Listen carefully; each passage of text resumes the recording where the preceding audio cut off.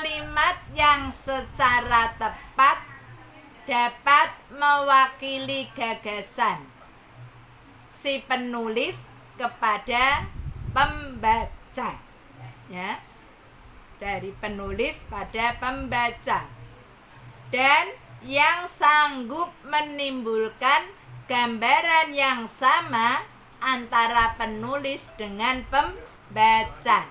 Nah, ya. Jadi seseorang mengucapkan kalimat efektif itu intinya harus bisa dipahami oleh pembaca, oleh lawan bicara, ya. Jadi tidak boleh semaunya menggunakan istilah, ya, maka dikatakan efektif. Jadi Anda itu nanti menulis karya ilmiah, usahakan menulis kalimat yang efektif, ya.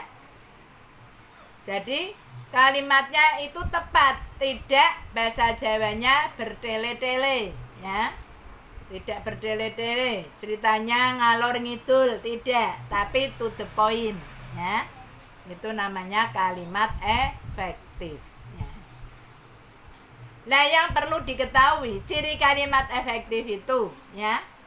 Yang pertama gramatikal, ya, gramatikal.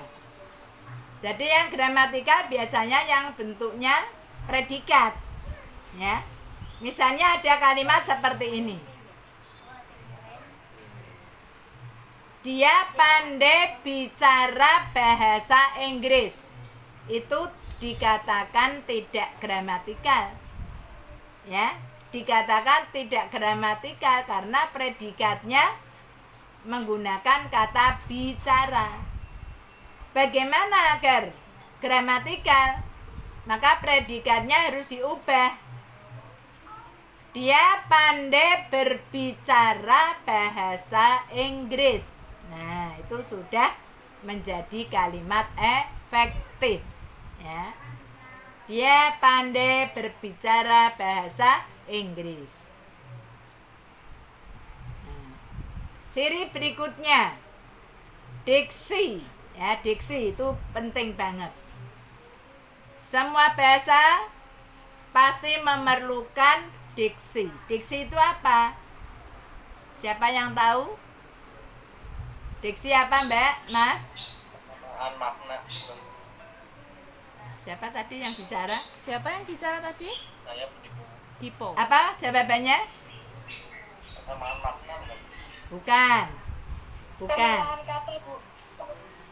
Mbak Rizka. Oh, Mbak Rizka. Pilihan kata, Bu. Pilihan kata, betul, ya. Pilihan kata itu diksi, ya. Mbak Rizkiana tadi, ya. Mbak Dea, fakultas apa? BPIC, Bu. Oke, Mbak Dea. Dea Lutfia, Ya, Bu, BPIC, Bu. BPIC. Nah, Oke. BPIC, ya. Jadi ya, pintar, ya. Jadi diksi itu penting.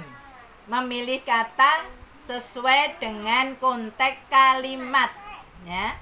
Jadi kita menyusun kalimat itu memilih kata harus tepat, ya, harus tepat. Tidak semaunya, karena bahasa itu, ya, mempunyai makna denotasi, ya, konotasi. Nah, itu Anda nanti akan pinter nanti kalau sudah menguasai bahasa Indonesia. Ya, pertama harus menguasai bahasa Indonesia dulu. Kemudian berikutnya Anda bisa mempelajari bahasa Inggris, bahasa Arab, ya. Coba tadi kan Anda sudah mendengarkan sambutannya Bu Endang tadi. Bu Endang kan sudah berkunjung ke 23 negara, ya kan? Nah, itu tadi, ya, kalau pas bincang-bincang, ya, bincang-bincang tidak resmi, ya boleh. Misalnya Bu Endang berbicara dengan orang Jepang, ya. Ohayo gozaimasu. Nah, itu selamat pagi. Nah, ya. Itu jadi boleh karena situasi tidak resmi. Konbanwan, selamat siang, ya. Nah, jadi Anda nanti harus pinter semuanya, ya. Karena Anda kalau jadi dosen itu harus pinter, ya. Nah, sekarang Bu Mahda ini ya yang dulu juga jadi mahasiswa seperti Anda semua, karena Bu Mahda ini senang sekali dengan pesan Bu Endang ya, simpatik, akhirnya belajar betul dan sekarang juga menjadi dosen ya. Nah, alangkah senangnya ya. Dulu menjadi mahasiswanya Bu Endang, sekarang menjadi teman ya, menjadi teman dosen. Nah, Makasih ilmunya, Bu. ya, alhamdulillah ya. Jadi Bu Mahda ini senang sekali kalau bertemu dengan Bu Endang. Ya, nanti syukur-syukur kelanjutannya Bu Mahda juga bisa menjadi memperoleh ya penghargaan keluarga Sakinah Award. Nah, ya, itu. Nah, ada yang ditanyakan? Silakan. Bu, mohon diulangi yang pengertian kalimat efektif. Tony Sagita Permana. Kelas apa Mas Tony Sagita? Kelas MBC. Oke. Oh ya, jadi kalimat efektif adalah ya kalimat yang secara tepat dapat mewakili gagasan si penulis kepada pembaca. Ya, kepada pembaca. Dan yang sanggup menimbulkan gagasan yang sama antara penulis dengan pembaca. Nah, ya. Jadi paham ya Mas Tony? Mas Tony, Sagita. Iya, Bu. Ya. Makasih, Bu. Ya, jadi intinya orang berbicara, orang berkomunikasi, orang menulis itu harus bisa dipahami oleh lawan bicara. Ya. Jadi menggunakan kata-katanya yang baku ya. Karena Anda pasti goalnya menulis karya ilmiah. Ya, itu.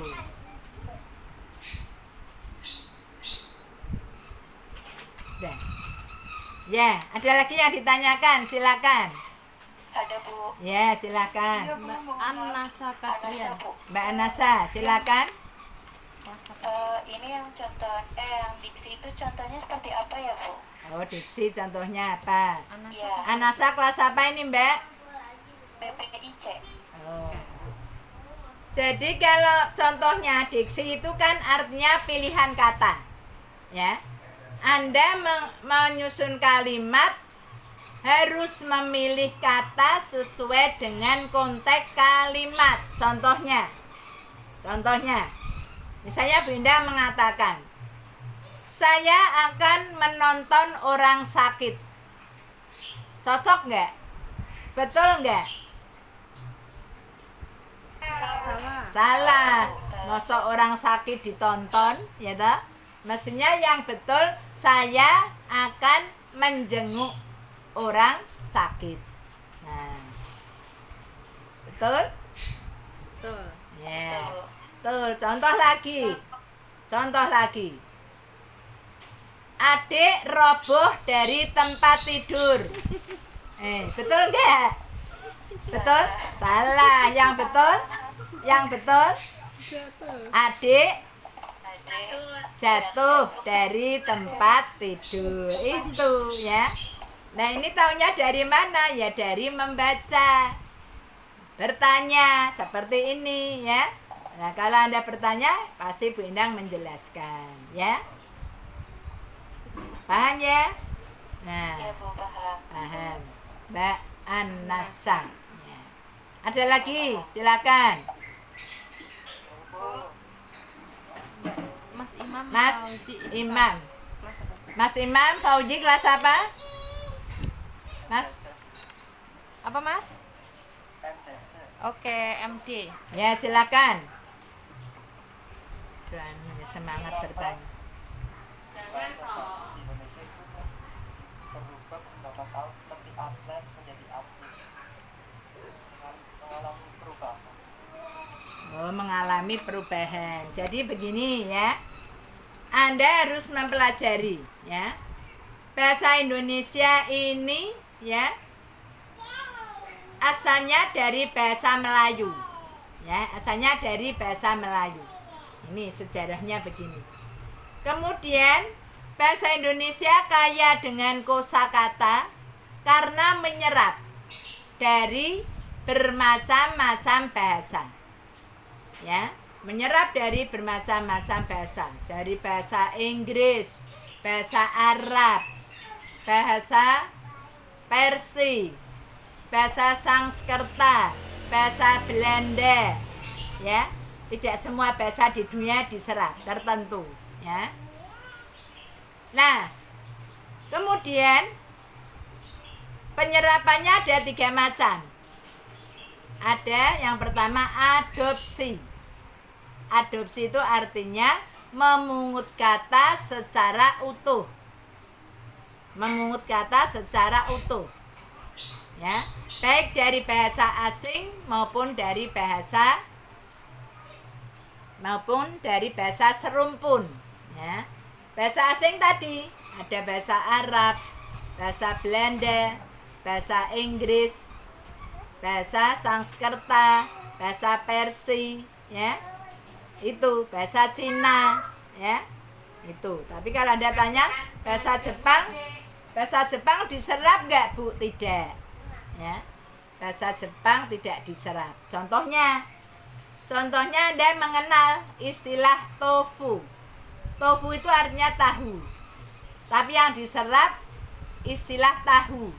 Tahu itu dari bahasa Cina. Ya. Tahu itu dari bahasa Cina. Nah, itu ya. Jadi menyerap dari bahasa Cina. Nah, kemudian Anda mengenal istilah kalender. Dari bahasa mana itu? Dari bahasa Belanda. Ya. Dari bahasa Belanda. Anda mengenal istilah rezeki dari bahasa mana? Arab. Kalau Anda saya tanya almari dari bahasa mana? Almari? Ayo, siapa yang bisa? Al terus Arab. Salah, ya. Almari dari bahasa Portugis. Nah, ya. Almari dari bahasa Portugis. Jadi Anda harus membaca, ya, supaya tahu membaca atau bertanya, ya, bertanya. Nah, Mas Agak ayah ambilkan tisu. Bawa sini minta Mbak Nu. Lumayan tahu. Ya, minta Mbak Nu tahu. Tisu, Mas, tisu. Nah, itu ya. Nah, itu adopsi. Kemudian yang kedua dengan cara adaptasi. Adaptasi itu memungut kata dengan menyesuaikan kaidah bahasa Indonesia. Jadi kalau Anda, ya, karena tadi kan nyerapnya dari bermacam-macam bahasa. Anda mengenal, ya, karena menyerap juga dari bahasa Jawa, bacok, itu bahasa Jawa. Kemudian diadaptasi menjadi membacok. Nah, itu sudah menjadi bahasa Indonesia. Ya. Kemudian yang baku analisis, ya. Yang baku analisis, bukan analisa. Ya. Analisis itu yang baku. Itu kok di sini semua, ya di belakang. Cahyu, anak-anak kok ada di sini, Mbak? Piye kok melu sekolah? Melu sekolah, Mbak. Udah melu sekolah piye iki? Itu di sana. Nah, sana ada, Dek. Ketemu lagi ya minggu depan. Jadi kalau Bu Endang menjelaskan itu pasti Anda jelas, ya. Anda karena tadi bertanya, Bu, kok pengucapannya bisa seperti ini. Nah, itu tadi karena bahasa Indonesia menyerap dari bahasa asing dan bahasa serumpun. Bahasa serumpun. Kalau bahasa Melayu itu asalnya bahasa Indonesia dari bahasa Melayu. Nah, coba nanti minggu depan Anda tak tanya begitu, bisa tidak? menguraikan seperti Bu Endang. Ya. Kalau bisa nilai keaktifan maksimal. Nah, oke? Oke, ya. Oke. Ya. Nanti kita bertemu lagi minggu depan. 2 kali pertemuan lagi UTS, ya. Nah, Iya, Bu. Ya, sekian. Selamat belajar. Bu, Salah ini gimana, Bu? absennya E-learning. e-learning, e-learning. Absennya e-learning. Ya. Ya, assalamualaikum. Waalaikumsalam warahmatullahi wabarakatuh. Sampai jumpa.